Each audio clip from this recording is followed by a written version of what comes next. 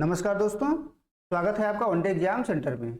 दोस्तों, आज के वीडियो में हम लोग BA 6 सेमेस्टर हिंदी का जो पहला पेपर है भाषा विज्ञान, हिंदी भाषा तथा देवनागरी लिपि, उससे संबंधित महत्वपूर्ण बहुविकल्पी प्रश्नों के तीसरे प्रैक्टिस सेट का अध्ययन करेंगे।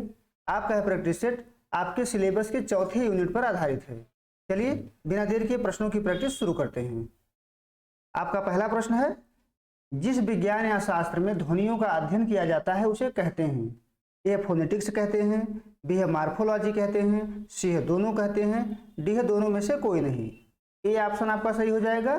जिस विज्ञान या शास्त्र में ध्वनियों का अध्ययन किया जाता है उसको फोनेटिक्स के नाम से जाना जाता है, तो पहले का ए ऑप्शन सही हो जाएगा। दूसरा प्रश्न है, जो ध्वनियां बिना किसी अन्य ध्वनियों की सहायता से उच्चारित होती हैं उन्हें क्या कहते हैं। आपको बताना है कि ऐसी ध्वनियां जिन ध्वनियों के उच्चारण में किसी अन्य ध्वनियों की सहायता नहीं लेनी पड़ती है उसको क्या कहते हैं। ए है स्वर कहते हैं, बी है व्यंजन कहते हैं, सी है ऊष्म व्यंजन कहते हैं और डी है इनमें से कोई नहीं। ए ऑप्शन आपका सही हो जाएगा। स्वर ध्वनियां यानी स्वर ध्वनियों का उच्चारण करते समय हमें किसी दूसरी ध्वनियों का सहारा नहीं लेना पड़ता है। तीसरा प्रश्न है, निम्न में से कौन अग्र स्वर है। आपको बताना है कि इसमें से कौन सा स्वर अग्र स्वर है। ए है अ और आ, बी है ई, ए, सी है ऊ और ऊ, डी है ओ और औ। यहाँ पे आपका जो सही उत्तर हो जाएगा वो ऑप्शन बी हो जाएगा, यानी ई और ए जो ध्वनि है वो अग्र स्वर के उदाहरण हैं। आपको बता दें कि हमारे जीभ के 3 हिस्से होते हैं, अग्र, मध्य और पश्च। जो जीभ का अगला भाग होता है वहां से जो ध्वनियां उच्चारित होती हैं उनको अग्र स्वर के नाम से जाना जाता है। जैसे ऑप्शन बी में जो ध्वनियां हैं वो अग्र स्वर के उदाहरण हैं। जो जीभ के पिछले हिस्से से जो स्वर निकलते हैं उनको मध्य स्वर के नाम से जाना जाता है, जैसे अ हो गए और आ हो गए। जीभ के नीचे वाले हिस्से से जो स्वर उच्चारित होते हैं उनको पश्च स्वर के नाम से जाना जाता है, जैसे उ हो गए या औ हो गए। ये पश्च स्वर के उदाहरण हैं। अगला प्रश्न देखते हैं। उ ध्वनि है, आपको बताना है उ ध्वनि किसका उदाहरण है। ए है वृत्तमुखी का, बी है आवृत्तमुखी का, सी है दोनों का और डी है दोनों में से कोई नहीं। तो चौथे का ए ऑप्शन आपका सही हो जाएगा। जो उ ध्वनि है वो वृत्तमुखी ध्वनि का उदाहरण है। आपको बता दें कि जब हम स्वरों का उच्चारण करते हैं तो स्वरों का उच्चारण करते समय कई बार हमारा ओठ जो होता है गोलाकार हो जाता है। अब जब ओठ गोलाकार होता है तो उसको वृत्तमुखी के नाम से जाना जाता है। तो जो वृत्तमुखी ध्वनि है वो ऊ है, इसके अलावा बड़ा वाला ऊ भी है, ओ है और औ है। ये सभी ध्वनियां क्या है, वृत्तमुखी ध्वनियां हैं। पांचवा प्रश्न है, दो अलग अलग स्वरों से मिलकर बनने वाला स्वर कहलाता है। जो स्वर दो अलग अलग स्वरों से मिलकर बनते हैं उसको क्या कहते हैं। ए है मूल स्वर कहते हैं, बी है ह्रस्व स्वर कहते हैं, सी है दीर्घ स्वर कहते हैं और डी है संयुक्त स्वर कहते हैं। तो पांचवे का डी ऑप्शन आपका सही हो जाएगा, संयुक्त स्वर।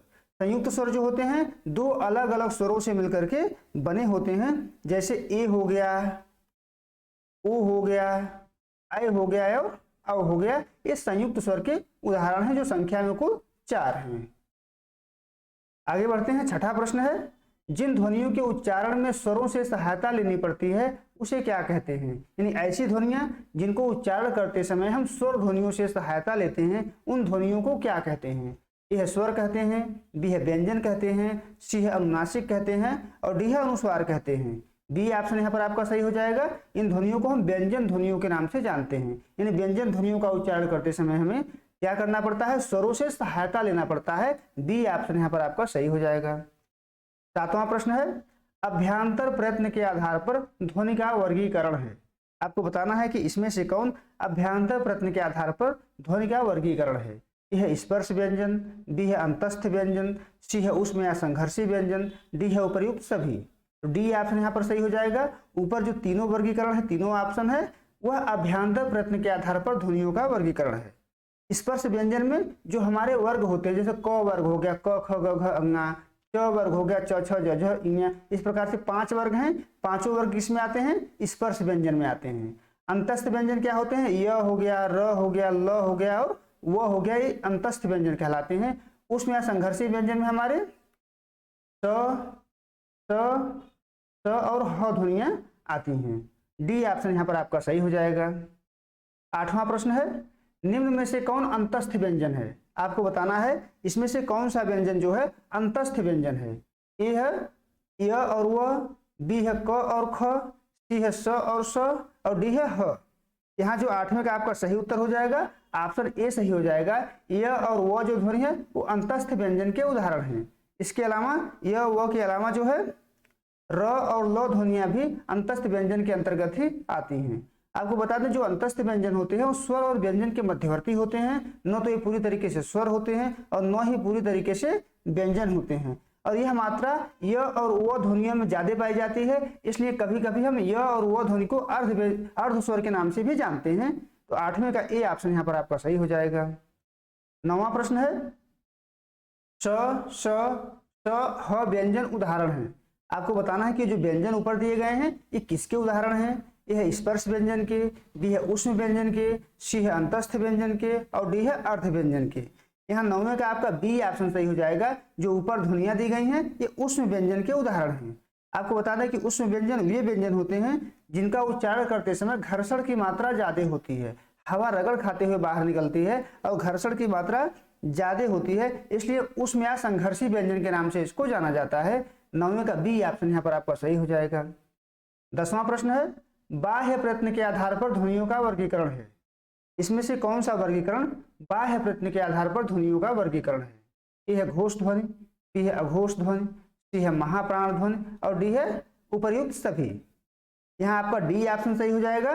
बाह्य प्रयत्न के आधार पर दोस्तों ध्वनियों को कुल 4 भागों में बांटा जाता है। पहला घोष हो गया, दूसरा अघोष हो गया, तीसरा महाप्राण हो गया और चौथा अल्प प्राण हो गया। तो डी ऑप्शन यहाँ पर आपका सही हो जाएगा। 11 नंबर प्रश्न है निम्न में से कौन घोष ध्वनि का उदाहरण है। आपको बताना है कि इन ध्वनियों में से कौन सी ध्वनि घोष ध्वनि का उदाहरण है। ए है य र ल व, बी है स श स, सी है दोनों और डी है दोनों में से कोई नहीं। 11 का ए ऑप्शन आपका सही हो जाएगा। जो य र ल व ध्वनि है ये घोष ध्वनियों के उदाहरण हैं। आपको बता दें कि घोष ध्वनियां वे ध्वनियां होती हैं जिनका उच्चारण करते समय स्वर तंत्री में अधिक मात्रा में कंपन होता है और कंपन होने के कारण आवाज जो है भारी हो जाती है। ए ऑप्शन यहाँ पर आपका सही हो जाएगा। 12 नंबर प्रश्न है स स स ध्वनि उदाहरण है।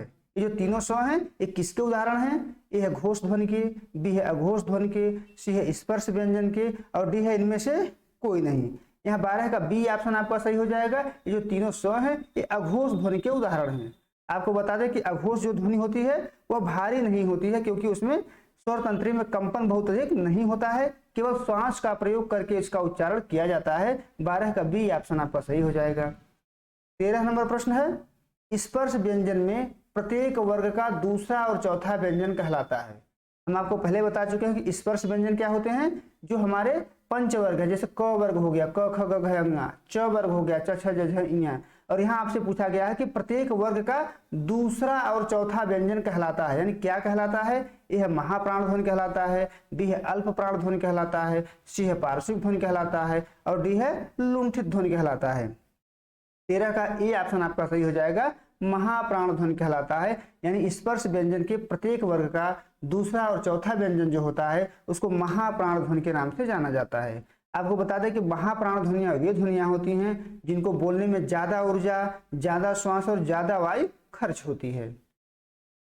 आगे बढ़ते हैं। 14 नंबर प्रश्न है ऊष्म व्यंजन उदाहरण है। आपको बताना है कि ऊष्म व्यंजन किसके उदाहरण हैं। ए है अल्प प्राण के, बी है महाप्राण के, सी है योगवाह के और डी है इनमें से कोई नहीं। यहाँ पर 14 का बी ऑप्शन आपका सही हो जाएगा। जो ऊष्म व्यंजन है ये महाप्राण ध्वनियों के उदाहरण हैं।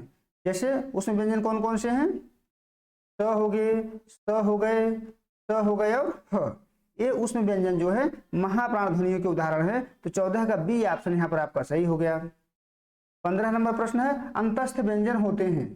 अंतस्थ व्यंजन कौन कौन है। य र ल और व। आपसे पूछा गया है कि अंतस्थ व्यंजन क्या होते हैं। ए है अनुनासिक होते हैं, बी है अनुस्वार होते हैं, सी है अल्प प्राण होते हैं और डी है महाप्राण होते हैं। यहाँ 15 का आपका सी ऑप्शन सही हो जाएगा। अंतस्थ व्यंजन हमेशा क्या होते हैं, अल्प प्राण होते हैं, क्योंकि उनका उच्चारण करते समय कम ऊर्जा, कम वायु और कम श्वास की आवश्यकता होती है। 16 नंबर प्रश्न है निम्न में से कौन उच्चारण स्थान के आधार पर ध्वनियों का वर्गीकरण है। इसमें से कौन सा ऑप्शन उच्चारण स्थान के आधार पर ध्वनियों का वर्गीकरण है। ए है काकल्य ध्वनि, बी है कंठ ध्वनि, सी है तालव्य ध्वनि और डी है उपर्युक्त सभी। डी ऑप्शन यहाँ पर सही हो जाएगा। ऊपर जो तीनों वर्गीकरण है, तीनों उच्चारण स्थान के आधार पर ही ध्वनियों का वर्गीकरण किया गया है, तो 16 का डी ऑप्शन आपका यहाँ पर सही हो जाएगा। 17 नंबर प्रश्न है, निम्न में से कौन सी ध्वनियां कंठ से उच्चरित होती हैं?